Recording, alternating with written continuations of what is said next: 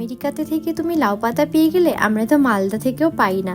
সেদিন আমার একটা পোস্টে একটা দাদাই কমেন্টটা করেছিল, হাই আমার নতুন একটা ভিডিওতে তোমাদের সবাইকে ওয়েলকাম। এই দেখো সেদিন আমি কুমড়োর বীজগুলো পুঁতেছিলাম না, কি সুন্দর চারা বেরিয়েছে দেখো। আমি ভাবতেই পারিনি এত তাড়াতাড়ি সব বেরোবে, খুব সুন্দর হয়েছে। তো সকাল সকাল ঘুম থেকে উঠে আমি একটু সবজি বাগানে যাচ্ছি। চোখ দেখেই বুঝতে পারছো, জাস্ট ঘুম থেকে উঠলাম, এই যে আমাদের কাকিমার সেই বাগানটা দেখো। আজকে সকালে এসেছি, এসে তো আমি কুমড়ো ফুল দেখে অবাক, গোটা গাছ কুমড়ো ফুলে ভর্তি হয়েছিল। তা আমি অ্যাকচুয়ালি কুমড়ো ডাঁটা নিতে এসেছি কিছু, কারণ আমার হাজব্যান্ড কালকে থেকে বলছে কুমড়ো ডাঁটার ঝোল খাবে। তো এসে আমি ঢ্যাঁড়স গাছগুলো ভাবলাম একটু উঁকি মেরে দেখি, দেখছি কতগুলো ঢ্যাঁড়স না হয়েছে। এখনই যদি আমি না ছিঁড়ে নিয়ে যাই, কালকে শক্ত হয়ে যাবে আর খাওয়া যাবে না। তো এই জন্য ভাবলাম ঢ্যাঁড়সগুলোও নিয়ে যাই। অনেকেই তোমরা এটা ভাবতে পারো, খাচ্ছে তো সেই শাক পাতা, এটা আবার দেখানোর কি আছে।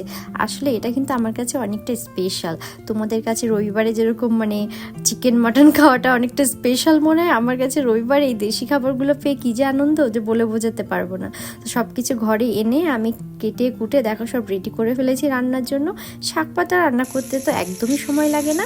আর এই দেখো আমি স্যামন মাছ নিয়েছিলাম, বিদেশি মাছ দিয়ে আজকে আমি দেশি সবজি রান্না করব, দেখি কেমন হয়। তো যাই হোক, ঢ্যাঁড়সগুলোর সঙ্গে আমি আলু দিয়েছিলাম আর খুবই সিম্পলভাবে রান্না করেছিলাম, কোনো মশলা না দিয়ে।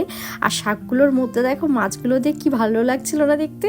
আর এই দেখো আমার রান্নাও কমপ্লিট হয়ে গেছে। এটা ছিল ঢ্যাঁড়স আলু দিয়ে মাছ, স্যামন মাছ, আর এটা ছিল লাউয়ের ডাঁটা, কুমড়ো ডাঁটা ছিল, কুমড়ো ডাঁটা আলু দিয়ে স্যামন মাছের ঝোল করেছিলাম। কারণ আমার হাজব্যান্ড বলেছিল ঝোলঝোলই করতে, কারণ ওরকমই ভালো লাগে, নাহলে ভাজা খেতে ভালো লাগে না। তো যাই হোক, এই ছিল আজকে আমাদের দেশি খাবারের থালি।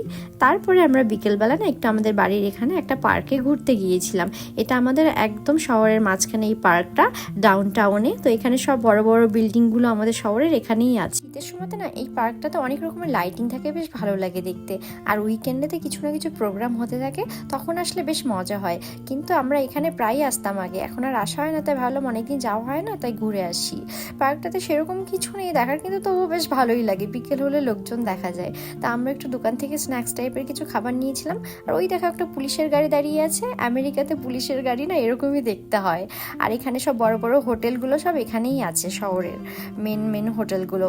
আর এই যে আমি একটা ড্রিঙ্কস নিয়েছিলাম, আর দেখো একটা মেয়ে ফটোশ্যুট করছিল, তাকে এত সুন্দর লাগছিল দেখতে যে কি বলবো। তো এই ছিল আজকে আমাদের সারাদিন, কেমন লাগলো তোমাদের জানিও।